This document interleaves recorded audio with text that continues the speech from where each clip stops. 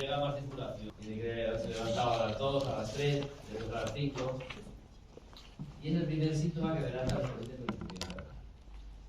El estudio de las alteraciones cualitativas de la orina, pues es verla, sobre todo, pues ya sabéis, ver el color y eso nos induce a pensar en que puede haber determinadas alteraciones, pero sobre todo la tira reactiva de la piel. Espero que también la uséis, porque es un screening de enfermedad renal. Entonces, la tira va a decir alteraciones cualitativas que después hay que representar. Si la glucosa es negativa, pues ya dice que si el paciente es diabético es que está bien controlado, que no tiene glucosa. El pH, si es generalmente es ácido, si lo tengo alcalino, es que no puedo eliminar el hidrogenión, yo tengo que pensar que algo está pasando. Pero puedo pedir una gasometría. Si tengo una densidad alta, pues me va a indicar que hay muchos solutos y por tanto la mayoría serán osmolares, con lo cual tendré una osmolaridad probablemente alta, pero no es lo mismo.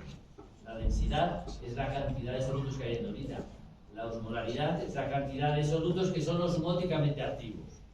Entonces, si yo tengo mucha glucosa, tendré mucha densidad, pero también mucha osmolaridad. Si tengo mucha urea, tendré mucha densidad y también mucha osmolaridad.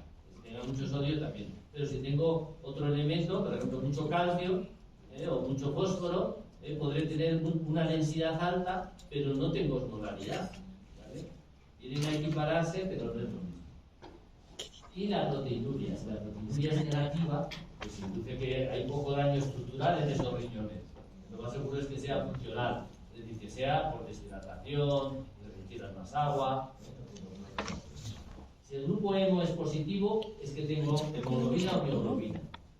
Tendré hemoglobina si tengo hematíes, pero si tengo mioglobina de los músculos, no tendré hematíes en el sedimento. Por tanto, ante el grupo hemo positivo, cuando el grupo hemo este se pone verde, el amarillo se pone verde, es que tengo sangre en la orina o tengo mioglobina. No me queda más remedio que hacer un sedimento. No me queda más remedio que hacer un sedimento para ver si tengo hematíes. Y esto rojo corresponde precisamente a hematuria o no, en bioglobinuria porque no hay hematíes. Entonces es bioglobina. Y los linfocitos pues, pueden indicar inflamación o infección. Puede ser que no haya germen y haya una glomerulonefritis, una nefritis autoinmune, y me está dando los vestidos en orina, pero no hay infección, hay inflamación. En cuanto a la albuminuria, es el nexo de unión entre el daño renal que progresa y el daño vascular. La gente que tiene microalbuminuria, más si tiene macroalbuminuria, tienen más riesgo de morirse de infarto de miocardio, de ictus cerebral, o de infarto de miocardio o de enfermedad arteriosclerótica. Por tanto, es un chivato de microalbuminuria por encima de 30 miligramos por gramo de creatinina, que es equivalente a la, así medimos la orina de 24 horas. Más de 30 miligramos en 24 horas, o de 30 miligramos dividido por un gramo de nos va a decir la existencia de microalbuminuria. Si es mayor de 300, entonces tenemos proteinuria o macroalbuminuria. Bien. Entonces, el determinar esto en la primera orina de la mañana pues es equivalente a la orina de 24 horas, entonces nos andará recogiendo. Pero hay mucha variabilidad en la albúmina, en la eliminación de la albúmina. Por tanto, es necesario que tengamos 2 o 3 determinaciones también separadas en un periodo de 3 o 6 meses, porque si el día antes me he ido a hacer ejercicio, esta se coló aquí, entonces me he pegado una paliza, es posible que tenga microalbuminuria, ¿vale? Al día siguiente en la orina. Si he tenido fiebre, he tenido una infección con fiebre, es posible que tenga microalbuminuria transitoria. Si estoy en insuficiencia cardíaca congestiva, es posible que tenga, no compensada, que tenga microalbuminuria. Si tengo una tensión arterial de 180, muy elevada, entonces es posible que tenga microalbuminuria de forma transitoria. Por tanto, es necesario hacer otra determinación después, entre 3 y 6 meses. No me vale una sola determinación, para poner la etiqueta ya de microalbuminuria, ¿vale? Y si tengo microhematuria, pues es evidente, si he hecho sangre, pues tendré microalbuminuria, entonces estoy dando sangre que tiene albúmina, ¿vale? Bien, eso lo tienes que tener en cuenta. Bien, esto ya hemos sentido en ello. Y esto es lo que os decía antes, pacientes ancianos no se puede sobrecargar los hospitales, ¿okay? Porque estos pacientes ancianos de más de 80 años que tienen menos de 30 de filtrado glomerular, pero la tensión la tienen controlada, no tienen anemia, la proteinuria es menor de 1 gramo al día, de 1 gramo, es decir, de 1000 miligramos al día, pues no es necesario que vayan al hospital a que le vean el nefrólogo, porque están estables y ellos no van a progresar, no van a progresar al estadio. No se va a presentar la disposición de tener que hacer diálisis. En cuanto a la hematuria, pues tiene mucha sensibilidad de que hay alguna anomalía en el tracto urinario, donde sea, en la uretra, en la vejiga, en el uréter, en la apéndice renal, en el riñón, donde sea. Entonces, la presencia en la tira reactiva de que hay, si la tira reactiva es negativa, pues es un pigmento que hemos comido. Si es positiva, es hemoglobina o mioglobina. Si tenemos la oportunidad de ver el plasma, lo hemos centrifugado. Si es claro, pues es mioglobinuria. Y por lo contrario es oscuro, es que los hematíes se están rompiendo también dentro de la sangre. Entonces, ¿cómo evaluamos la microhematuria? Pues haciéndote estas preguntas. Primero, la exploración y la historia revela algún signo que sugiera algún diagnóstico particular. La segunda, ¿es de abajo o de arriba? Es decir, ¿es del riñón o es de las vías urinarias? La tercera, ¿es transitoria o es persistente? Si es de las vías urinarias, los hematíes son, como veis, de una forma normal, irregular, no son dismórficos. Esto es muy característico de las vías urinarias. Sin embargo, si procede del riñón, pues evidentemente los hematíes han tenido que pasar por todos los tubulitos pequeños renales, el túbulo contorneado proximal, o el distal, el colector, el asa de Gelle, y pasar por osmolaridades muy elevadas. Ir contra ellos que están acostumbrados a ir por la sangre a 300 miliosmoles, que es la osmolaridad normal de la sangre, ahí no sufren deformación, pero cuando pasan por 1200, por el asa de Gelle, por los vasos del asa de Gelle, van a 1200, o por los túbulos, soportando 1200 de osmolaridad y cambios de osmolaridad, pues entonces se empiezan a destruir, como veis, son dismórficos. Y si además acompañan de cilindros es porque hay un molde de proteinuria, sobre un molde de proteinuria de los túbulos, de los glomérulos del riñón de arriba y de otra que procede de los glomérulos, son estas características que tenéis y que son importantes a la hora del screening de enviar a un paciente a nefrología o enviar a un paciente a urología. Y muchas veces le tenéis que ayudar al médico, porque el médico está residente, recién acabado, y encima pronto solo una semana por nefrología. Y todavía no se han raro con esto. Y entonces para eso están las enfermeras y le dices, oye, que los hematíes, esta hematuria que hace coágulos, tienes que mandar al urólogo. ¿Por qué? Porque si fuera de nefrología, de causa glomerular, también eliminaría proteínas. Y dentro de esas proteínas estaría la proteína C y la proteína S, que son agentes que disminuyen la coagulación. Y por tanto, no permite que se coagule en las vías urinarias la sangre.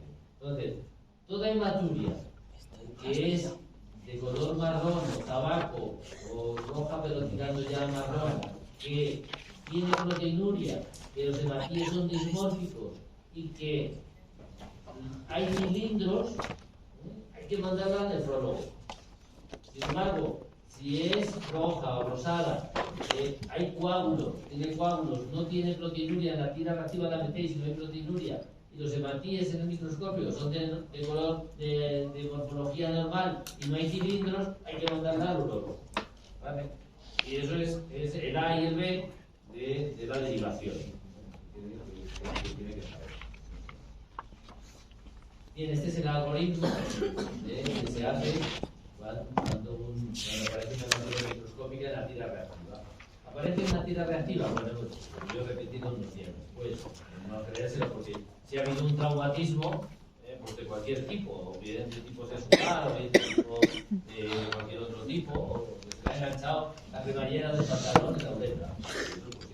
¿Sabes? Pues hay hematuria, claro, hay hematuria. Bien, si se repite y es negativa, por fin de estudio, salvo que haya un riesgo de cáncer vesical. Porque el paciente es un fumador o ha tenido antecedentes familiares de cáncer. Porque entonces uno no se puede quedar afuera. Tiene que volver otra vez. ¿Se repite días después es positiva? Pues el examen microscópico nos va a decir si hay cilindros, o si los matíes son osmóticos, o si hay proteinuria, pues mandará al nefrólogo.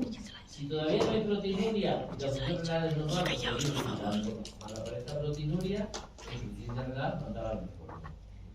Sin embargo, si son células que son isomórficas, también son normales, pues hay que hacer pruebas de imagen y enviar al estudio. Bien, la más frecuente, como veis aquí, está explicada, la que sabemos por qué. Después le sigue la infección del tracto urinario. Por tanto, no está mal que ante pequeños síntomas de la presencia de hematuria y de leucocituria en una tira reactiva, no es mala praxis que recomendéis a la paciente que se tome un antiséptico urinario, como Monturol, como un cobre de Monturol, que las pacientes se lo saben. Ayer mismo, en mi pueblo, una abuelita de 90 años, he tenido un escozor, que ya se lo sabe de memoria, porque ha tenido miles. Un poco de escozor, ando así con la orilla un poco así. He llamado al médico porque ahora no hay médicos, no van a visitarlo, ¿no? Que no se me ocurra tomar nada. No le hice caso. Me cogí el Monturol y ya estoy. Pues no me hizo mal, ¿entendéis? ¿Sabéis? ¿Por qué? Porque ya sabe qué es eso, ¿no? Otra cosa es que no obedezca a eso y entonces ya hay que actuar más. Porque entonces la infección ya es complicada. ¿Vale? Si ya tiene fiebre o lo que sea, pues hay que descartar siempre una cosa. La litiasis es la otra más frecuente y después, bueno, pues dependiendo de la edad, en la hipertrofia benigna de próstata, pues hay un 24%, es decir, una cuarta parte de microhematurias es por hipertrofia benigna de próstata. Si bien siempre no se puede quedar a gusto en la hipertrofia benigna de próstata, porque hay que descartar de tener la enfermedad nodular intrínseca cuando tenemos los nodulares. Bien, estas son, dependiendo de la historia, pues nos va a indicar cuál es la sospecha que va a tener en cuanto al sedimento urinario, nos sirve pues para medir las células, la existencia de cilindros, el tipo de cilindros que sean, que nos van a orientar a patología. Por ejemplo, los cilindros granulosos, cilindros hialinos, no son patológicos, son de la proteína de tramposa y no son patológicos. Sin embargo, los cilindros granulosos sí son patológicos. Indica que hay proteinuria y sobre ellas depositas proteínas que se han ido alterando de forma grande. Si hay leucocitos y los leucocitarios nos van a inducir a pensar en que existe una pielonefritis, una enfermedad, una infección ya aguda severa de los riñones. Y la presencia de cristales nos van a orientar si existen cólicos nefríticos. Si están aislados, por ejemplo, porque muchas veces nos dan un sedimento y dice, usted no es cristales de osalato cálcico. Y el señor está tan pichi, o la señora. Dice, yo no me pasa nada, tengo cólicos, no tengo nada, ni me pasa nada. Esos son hallazgos casuales y no hace falta hacer ningún seguimiento posterior.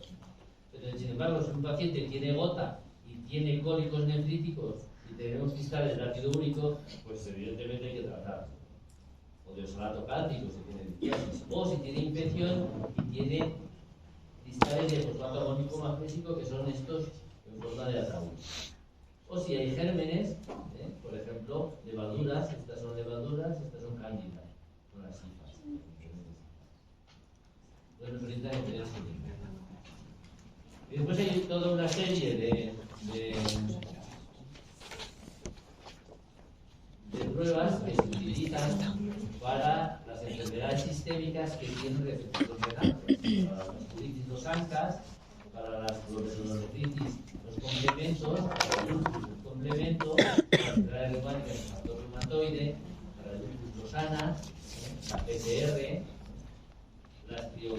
determina cuando hay inflamación sistémica, la crioglucinemia y las hepatitis para las enfermedades químicas. ¿De acuerdo? Bien, pues con esto terminamos diciendo que la hemografía renal es, sin duda,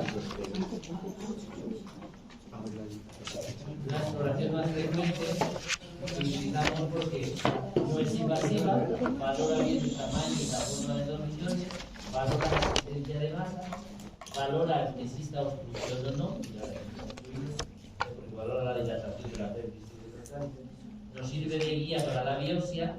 Si le añadimos un Doppler, nos va a decir cómo está irrigado ese riñón, si hay algún problema con los vasos renales, si hay alguna estenosis de la arteria o si hay congestión venosa. No podemos valorar el uréter, pero sí la vejiga cuando está llena. Y hay una poliquistosis, es un riñón pequeño, una corteza como este. La corteza tiene un tiempo de profundidad, tendría que una gran crónica y muy bien. Eso debería seguir, ¿no?